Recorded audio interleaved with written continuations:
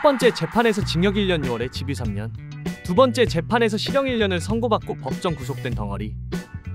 저번 주 영상을 보셔서 아시겠지만 구속된 다음 항소심 구형 재판에 녀석의 부모님이 오셔서 아들 재판 받는 걸 보시면서 눈물을 뚝뚝 흘리셨죠. 집속 찍다가 걸려서 구속되고 수에 입고 재판 받는 걸 지켜봐야 하는 부모님은 얼마나 억장이 무너질까 싶네요. 아무튼 오늘은 항소심 구형 재판 받고 한 달 뒤에 열리는 선고 재판입니다.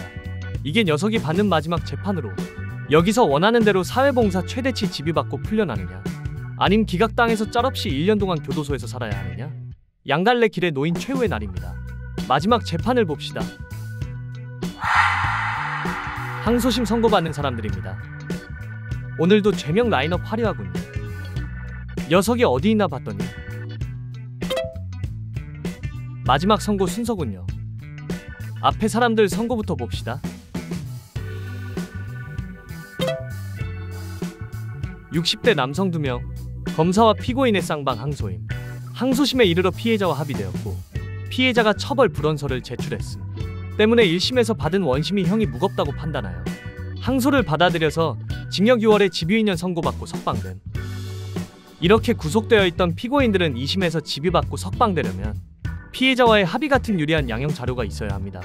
지금 이 피고인의 경우가 피해자의 입장에서 합의를 경찰, 검찰 단계에서 굳이 빠르게 할 필요 없다는 예시이기도 한데 피고인은 어떻게든 1심 전에 합의를 빨리 해서 형을 적게 받으려고 노력합니다. 근데 재판 직전까지도 합의가 안 되면 똥줄 타서 합의 금액은 자연스레 올라가겠죠.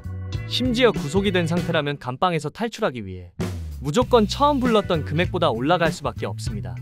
예를 들어 경찰, 검찰 단계에서 300 불렀다고 칩시다. 근데 재판이 코앞인 상황에서도 합의가 안 되면 500으로 올라가고 만약 합의 불발에 엄벌탄원서까지 들어와 법정 구속이 되었다면 항소심 직전에는 1000만, 2000만으로 올라가는 겁니다. 감방 들어간 순간 모든 자유를 박탈당하게 되니 그땐 돈이 문제가 아닌 상황이 되는 거죠. 마치 덩어리가 사회봉사 500시간도 달게 받을 테니 감방에서만 탈출시켜달라고 읍소한 것과 같은 맥락이라고 보시면 됩니다. 그러니 피해자의 입장이 되신 분들은 합의를 너무 빠르게 하실 필요 없습니다. 그리고 저번 주에 봤던 성매 알선 피고인 22명의 동시 선고입니다. 노래방 도우미 보도 업주? 아니면 온라인에서 성매 광고 배너 같은 걸로 홍보한 사람들? 뭐 이런 게 아닐까 싶은데 재판 내용을 듣진 못해서 어떤 사건 내용인지는 모르겠습니다. 암튼 이 22명에 대한 선고인데 여기서 피고인들의 짜증 폭발하는 일이 터집니다. 판사가 피고인들 이름을 한 명씩 부릅니다. 김감빵씨. 네. 최감빵씨. 네. 서감빵씨. 네. 박감빵씨. 박감빵씨. 박감빵씨 안 나왔나요? 피고인들이 두리번거리며 서로를 쳐다보. 저번 주 영상의 이 부분 기억하시나요? 구형 재판을 받고 나온 22명의 피고인 중 한 명이 복도에서 통화하던 내용이었는데 이게 복선이었습니다. 이때는 22명이 전부 출석해서 재판을 받았는데 오늘 선고 때 딱 한 명이 불출석을 한 겁니다. 판사가 분명 한 명도 빠짐없이 다 나오세요라고 말했는데 한 명이 빠진 이 상황. 법정 직원에게 피고인한테 전화를 걸어보라고 해서 걸었지만 안 받은. 여기서 판사가 화났습니다. 제가 분명히 전원 다 참석해야 선고한다고 하지 않았나요? 라고 말한 뒤 1분 정도 골똘히 생각을 함. 나도 에이 설마 선고 안 하겠어? 라고 생각했고 21명의 피고인들도 에이 설마 라고 생각하고 있었을 텐데 1분 뒤 판사가 입을 염. 한 명이 불출석한 관계로 선고는 다음 기일로 연기하겠습니다. 라고 하자 21명이 동시에 인상 쓰며 아아 하는 탄식을 내뱉음. 그러자 법정 직원이 조용히 하세요라며 주의를 줌. 제가 선고를 안 하고 싶어서 안 하는 게 아니에요. 이렇게 피고인 한 명이 빠지게 되면 판결문을 다시 써야 돼서 그래요. 지방에서 오신 분도 계시나요? 라고 하자 몇 명이 손을 든. 멀리서 오셨는데 안타깝게도 그 한 분 때문에 어쩔 수 없네요. 선고는 2주 뒤에 다시 하겠습니다. 다시 말씀드리지만 그때 또 한 명이라도 안 나오시면 선고 연기돼서 다른 분들한테 피해가 가니 전부 나오세요. 라고 하니 모두 맥 빠진 목소리로 내하고 일어나서 나감. 한 놈 때문에 맞는 거야 라며 연대 책임을 묻던 군대 PTSD 떠오름. 지방에서까지 재판 받으러 왔는데 다른 것도 아니고 같이 재판받는 사람 한 명이 안 와서 다시 와야 되면 얼마나 짜증날까 싶음. 불출석했던 양반은 2주 뒤에 법정 앞에 도계자 받고 있어라 진짜. 암튼 이 피고인들은 전부 다음 기일에 선고받게 돼서 어떻게 되었는지 알 수는 없었음. 불출석. 60대 여성으로 벌금이 무겁다며 항소함. 피고인의 태도가 진정한 반성을 하는지에 대해 의문스럽기는 하나 열악한 가정 상황을 고려해 벌금을 좀 낮춰주겠음. 원심 파기하고 벌금 300에서 200으로 재선고. 피고인 가정 상황이 안 좋다며 벌금 깎아주는 건 처음 봤음. 저번 주에 봤던 그 법대 졸업한 달달맨입니다. 벌금이 너무 무겁다고 항소함. 동종전력으로 벌금형 선고받은 기록이 있긴 하지만 벌금을 좀 낮춰주겠음. 벌금 500에서 300으로 재선고하고 보호관찰은 유지함. 앞에 피고인이나 지금 이 피고인이나 딱히 양형자료도 없는데 법정 블랙 프라이데이도 아니고 이 판사님 벌금 잘 깎아주시네요. 1심에서도 부인하는 입장이었고 현재까지도 부인하고 있으나 범행은 인정되어 보여요. 피고인의 항소를 받아들일 만한 특별한 사정이 없음. 피고인 항소 기각. 진짜 억울한 건지 완전 똥 씹은 표정으로 나감. 피고인은 사실 오인으로 인해 업무상 배임이 성립되지 않는다고 주장하지만 그 주장은 받아들이기 어려움. 초범인 점이기는 하나 피고인이 현재까지도 문제의식을 느끼지 못하는 점, 피해 회복이 되지 않은 점들을 고려해 원심 파기하고 징역 6월에 집유 2년 선고. 위력에 의한 추격로 그 죄질이 매우 좋지 않으나 항소심 전에 피해자와 합의되어 피해자가 처벌 불허남. 원심을 파기하고 징역 1년에 집유 2년 선고. 합의했는데도 1년에 집유 2년이면 1심에서 2년에 집유 3년 정도는 받았었나 보군요. 갓 20대인 남성 2명으로 2명 다 구속 상태임. 2명 중 1명은 청소년에게 성범죄도 저질러 병합으로 재판받은. 둘 다 고3 때부터 투약하기 시작함. 1심에서는 부인해서 구속됐지만 항소심에서는 인정함. 그리고 여기서 판사가 피고인과 피고인의 부모를 질책하는데 피고인들은 폰을 없애버리는 행위도 했고 1심에서부터 인정했으면 구속은 안 됐을 거라고 함.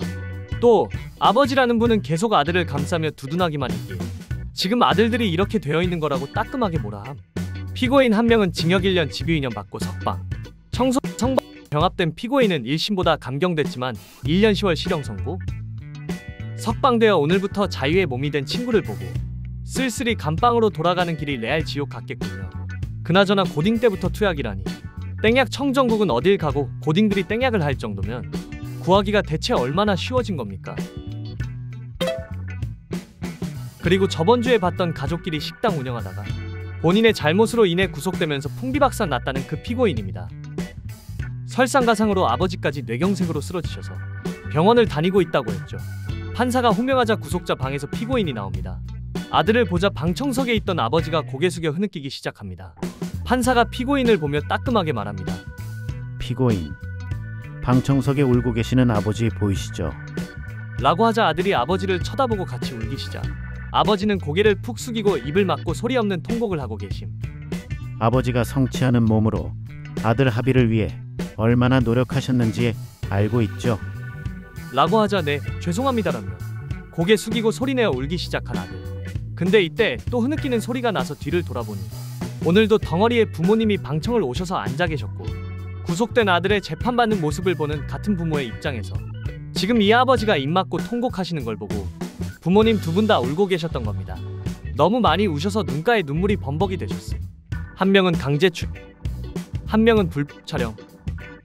손과 폰을 잘못 놀려서 둘 다 감방 들어가고 부모님 가슴에 대못 받고 눈물 흘리게 만드는 불효자들.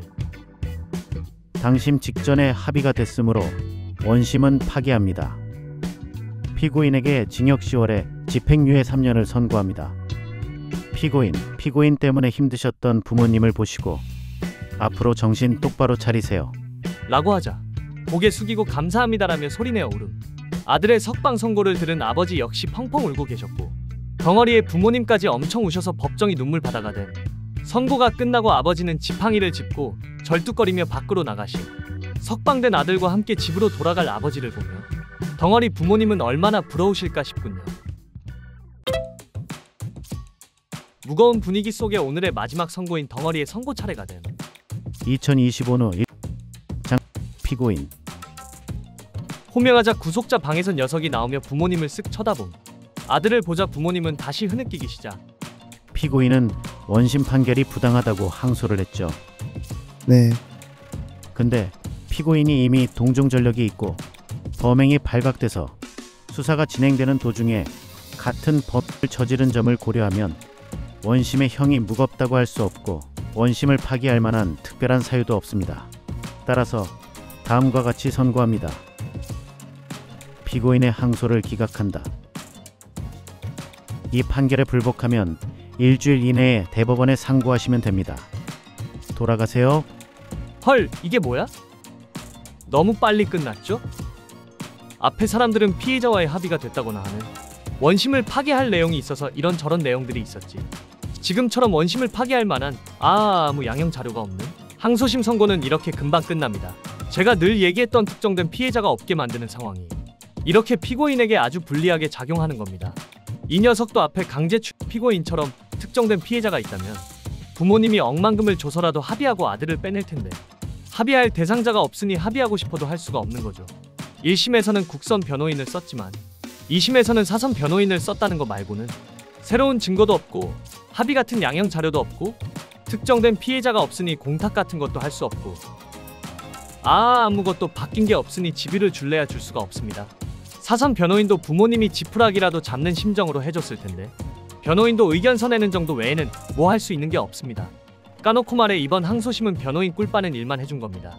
암튼 지금까지 내 편의 영상에서 보셨던 녀석의 흥미진진한 재판 내용은 반전도 없고 내용도 없이 단 1분 만에 끝났고 말 한마디 못하고 기각당한 녀석은 풀이 죽은 채 구속자 방으로 가면서 부모님을 보고 인사를 하고 들어갑니다. 부모님은 여전히 우시면서 고개를 끄덕이며 조심히 가라고 아들을 보내줍니다. 이렇게 녀석은 모든 재판을 마쳤고 이제 구치소에서 교도소로 넘어가게 될 겁니다. 교도소 가면 방장이 너 뭘로 왔어? 라고 물어보고 몰카요? 라고 하면 병신 취급한다던데 진짠지 궁금하군요. 개인적으로 단순 촬영보다는 아동 청소년을 상대로 한 성범죄를 저지른 새끼들은 그 안에서 진짜 조 터졌으면 좋겠군요. 그리고 이 항소심 선고가 끝나고 며칠 후 사건 번호를 검색해보니 녀석이 대법원에까지 상고를 했습니다. 아니 이건 뭐 인간 소가죽도 아니고 뭐 이리 즐겨. 네 사건이 뭐가 그렇게 억울할 게 있다고 대법원까지 가냐 임마. 대법원에서는 다툼의 여지가 있는 사건이거나 합의가 됐는데도 구속이 유지됐다거나 하는 등의 2심 판결에 오류가 있어 보여야 원심 파기하고 돌려보내지. 너 사건은 억울할 것도 없고 전혀 부당한 게 없잖아. 네 재판에 부당한 점은 1심 판사가 1분간 골똘히 생각하다가 1년밖에 안 준 거 아니냐 솔직히. 나름 선처 받았는데 뭐 이리 물귀신처럼 계속 물고 늘어지는 거야 임마. 대법원에 사건이 그렇게 쌓여있다고 언론에서 말하던데 이런 쓸데없는 것까지 상고 남발해서 그런가 보군요. 미안하지만 덩어리야. 넌 1분 컷이야. 참고로 대법원은 지방법원, 고등법원처럼 재판을 하는 곳이 아니라 2심 판결에 문제가 있나 없나만 보기 때문에 더 이상 녀석의 재판 영상이 올라오지는 않습니다. 녀석의 재판 영상이 다시 올라오려면 대법원에서 원심 파기환송으로 고벅으로 되돌려 보내야 하는데 보셨다시피 여러분은 그게 가능할 거라 생각하십니까? 택도 없이 1분 컷 당할 테니 교도소 생활에 전념하십시오 덩어리씨. 두 번에 걸친 녀석의 범행 적발은 결국 법정 구속으로 이어졌고 올해 6월에 구속됐으니 내년 6월에 출소 예정입니다. 또 출소 이후에도 집유 기간이 유지되기 때문에 어떠한 작은 말썽도 일으키지 않고 살아야 할 겁니다. 부모님 가슴에 대못 박고 저렇게 통곡하게 만들어 놓고 또 하다 잡혀서 감방 가면 그건 사람 새끼 아니지 않습니까? 아, 여기 우리 채널 대표적인 사람 새끼 아닌 놈이 있군요. 110번 영상 속 50대 카범이로 저한테 23년 6월에 잡혀서 1년 6개월 감방 갔다가 24년 12월에 출소하고 한 달 만인 25년 1월에 또 법가다가 두 번째 잡혀서 현재 구속된 상태로 재판받고 있는 진정 미친놈입니다. 덩어리는 부디 1년간의 힘든 감방 생활하면서 정신 차리고 나와서는 절대 같은 짓 안 하고 살길 바랍니다. 덩어리야, 네가 훗날에 또 그 짓거리 하다가 잡히면 나한테 엄청난 영상각과 조회수를 안겨주겠지만 부모님이 통곡하시는 걸 직접 본 입장에서 나는 네가 똑같은 잘못을 또 하지 않았으면 좋겠다. 그러니